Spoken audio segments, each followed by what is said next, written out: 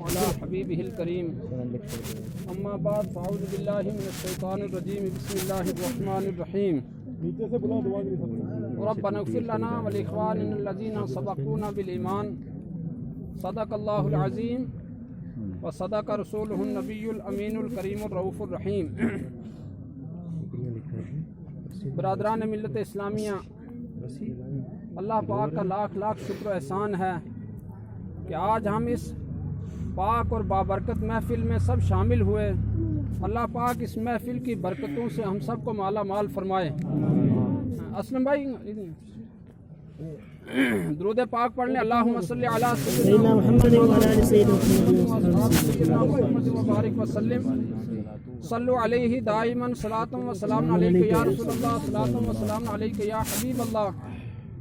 آگاہ اپنی موت سے کوئی بشر نہیں، آگاہ اپنی موت سے کوئی بشر نہیں، سامان 100 برس کا پل کی خبر نہیں۔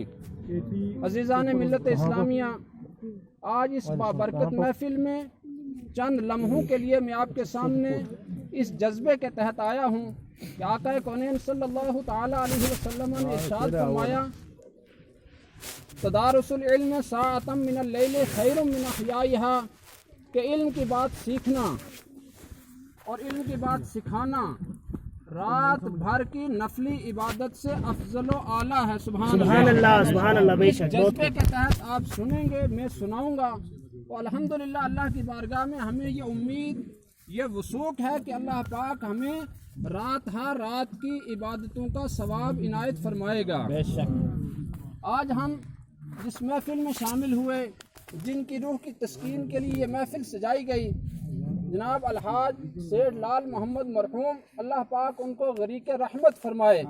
آمین۔ ہم یہاں بیٹھے ہیں، ہمیں بہت ساری چیزیں یا اس طرح کے مواقع پہ کچھ سیکھنے کی بھی ضرورت ہوتی ہے، جیسے تلاوت کلام اللہ شریف کی گئی، لا الہ الا اللہ محمد رسول اللہ کا ورد کیا گیا۔ اسی طرح سے تیسرا اس محفل کا تیسرا حصہ کھانا پینا بھی رہا ہے۔ گویا آج کی اس محفل کو ہم اگر 3 حصوں میں تقسیم کر لیں، ایک یہ کہ کھانا پینا بھی ہوتا ہے، قرآن عظیم کی تلاوت بھی ہوتی ہے، کلمہ طیبہ کا ورد بھی ہوتا ہے، اور یہ ساری عبادات کے بعد دعا ہوتی ہے۔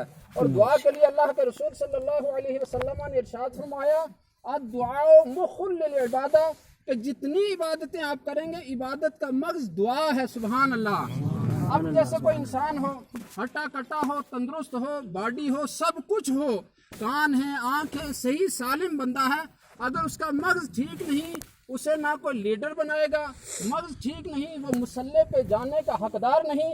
اگر اس کا دماغ یعنی مغز ٹھیک نہیں، دماغ درست نہیں ہے، نہ تو وہ معاشرے میں کوئی عزت و قدر رکھتا ہے، اور نہ ہی اپنے گھر میں اس کی اس طرح سے کوئی عزت و قدر کی جاتی ہے، صرف اس کی پیٹ کی پرورش کے لیے انتظامات کیے جاتے ہیں۔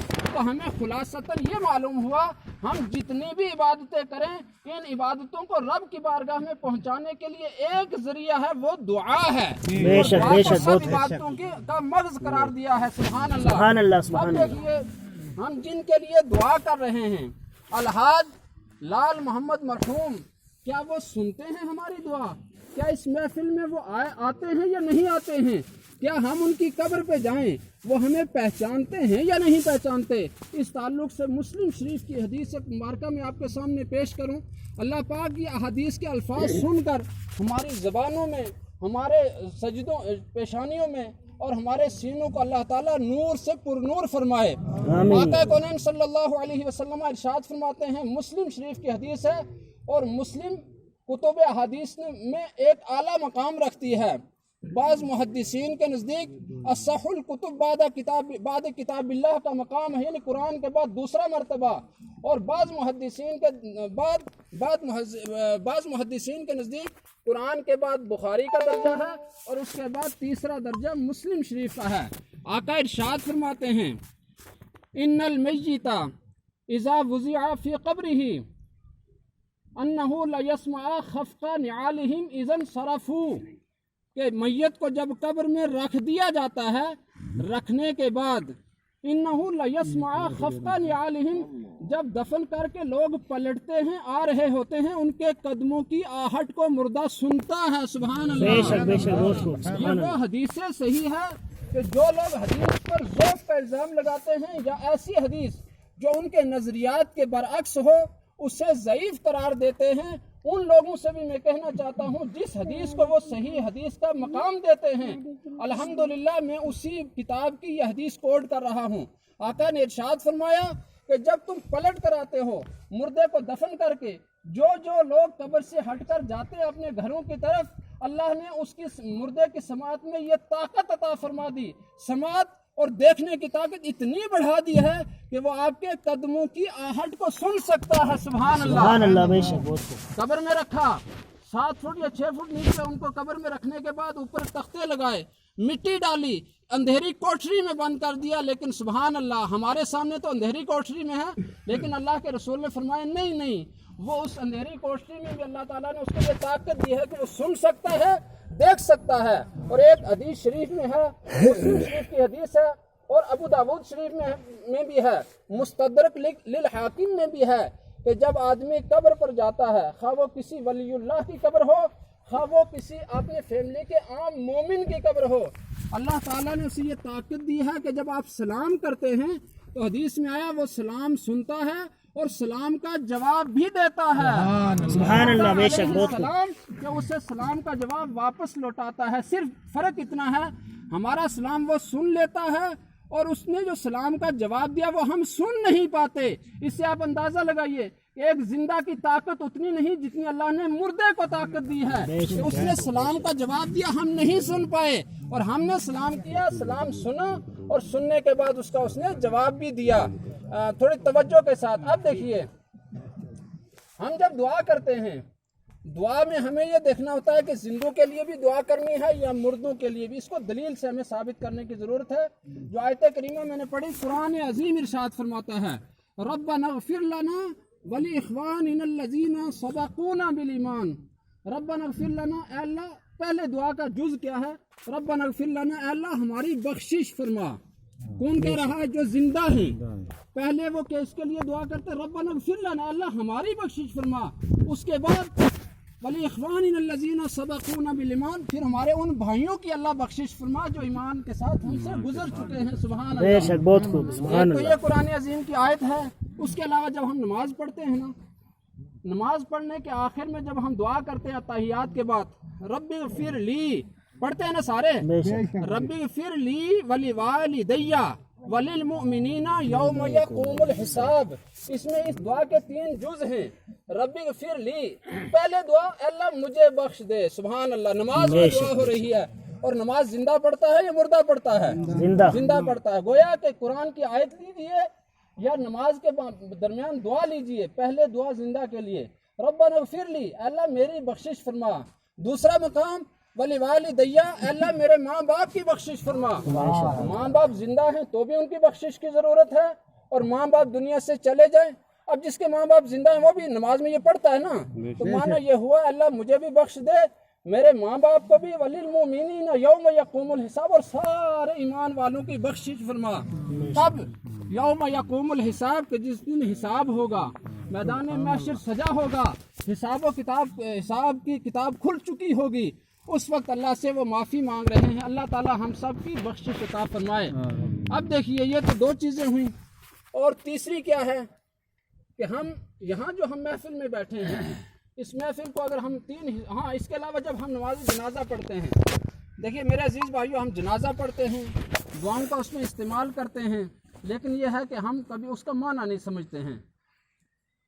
ہم جب نماز جنازہ میں دعا کرتے ہیں، اللہم اغفر لحینا و میتنا، اے اللہ، اللہم اغفر لحینا، یا اللہ ہمارے زندہ کی بخشش فرما۔ اللہم اغفر لحینا و میتنا، یعنی پہلے زندوں کی بخشش، پھر کس کی بخشش؟ مردوں کی بخشش۔ تو اللہ تعالی ہم سب کے زندوں کی بھی اور مردوں کی بھی بخشش عطا فرمائے۔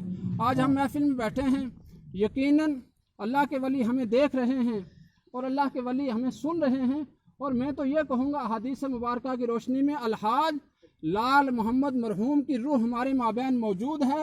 اس محفل میں کون کون آیا، کون کون دعا کر کے جا رہا ہے، ان کو سب کو وہ پہچانتے ہیں۔ صرف فرق اتنا، حدیث شریف نے کہا کہ جس کو دنیا میں وہ پہچانتا، قبر پہ جائے گا تو اسے بھی وہ پہچانے گا، اس کے سلام کا جواب دے گا، ہاں دنیا میں جسے شناسائی نہیں ہے، واقفیت نہیں ہے، قبر پہ وہ جائے گا، سلام کرے گا، سلام کا جواب تو ملے گا، لیکن نہ مردہ اس کو پہچانتا ہے، چونکہ دنیا میں نہیں پہچانتا تھا، اب بھی نہیں پہچانے گا۔ لہٰذا ہم لوگوں کو یہ معانی مفاہیم سمجھ کر اس طرح کی محفلوں میں شامل ہونا چاہیے۔ درود پاک پڑھ لیں، اللہم صلی علی سیدنا مولانا محمد مبارک وسلم صلاۃ و سلام اصحابہ دائماً ابدا۔ اب ہم نے اس محفل کو 3 حصوں میں تقسیم کرنا ہے۔ ایک یہ کہ اس میں قرآن کی تلاوت ہوئی، کلمہ طیبہ کا ورد ہوا، اور ہم نے کھانا پینا اختیار کیا۔ دعا کے لیے میں نے بتا دیا، کھانا پینا جو ہے ہم اس پر کیا کرتے ہیں، ڈائریکٹ نہیں کھاتے، بلکہ کیا کرتے ہیں، ہم اس پہ درود فاتحہ پڑھتے ہیں، قرآن عظیم کا ذکر کرتے ہیں۔ تو 18ویں پارے میں رب تعالیٰ نے واضح لفظوں میں فرمایا، حکم فرمایا، کلوا مما ذکر اسم اللہ علیہ، کہ جس پر اللہ کا نام لیا جائے، اللہ کا ذکر کیا جائے، اس سے تم کھاؤ۔ سبحان اللہ، سبحان اللہ، سبحان اللہ، بہت حکم دے رہا ہے کلو، الامر للوجوب، لیکن یہاں استحباب کے لیے ہے کہ جو جس پر تم اللہ کا ذکر کرو اسے کھاؤ۔ جو لوگ یہ کہتے ہیں کہ سامنے رکھ کر دعا کی جائے، اسے کھانا شرک ہے، ناجائز ہے، مجھے افسوس یہ ہے جس چیز کا اللہ حکم دے رہا ہے وہ شرک کیسے ہو سکتی ہے؟ میں چاہوں گا ان کا مجھ پہ احسان ہوگا اگر وہ میرے سامنے آگے مجھے سمجھا دیں، مجھے مطمئن کر دیں کہ ہاں واقعی جس پہ قرآن پڑھا جائے اس کا کھانا شرک ہے۔ سمجھ میں نہیں آیا یہ شرک کیسے ہے جو خود قرآن کر رہا ہے۔ کلو، اب میں سے بہت سارے لوگ سعودیہ رہے ہیں، اللہ نے حج کی توفیق عطا فرمائے، عربی اتنی تو سمجھتے ہیں، کلو کھاؤ، مما ذکر اسم اللہ علیہ، جس پر اللہ کا نام لیا جائے، اللہ کا ذکر کیا جائے، وہ ایک تبرک بن جاتا ہے۔ بہرحال ہم نے کھانا رکھا، کھایا، قرآن کے مطابق ہے الحمدللہ۔ باقی ہم نے قرآن عظیم کی تلاوت کی، حدیث شریف کے الفاظ میں سنا دوں۔ حضرت حمید عارج رضی اللہ تعالیٰ عنہ نے فرمایا، اذا قرأ القرآن وختمہ ثم دعا امن علی دعائہ 4,000 ملک، کہ جب آدمی ختم کلام اللہ کرتا ہے اس کے بعد دعا کرتا ہے، امن علی دعائہ، اس کی دعا پر 4,000 فرشتے اس محفل میں آمین کہتے ہیں۔ سبحان اللہ، سبحان اللہ، بہت خوب۔ 4,000 فرشتے۔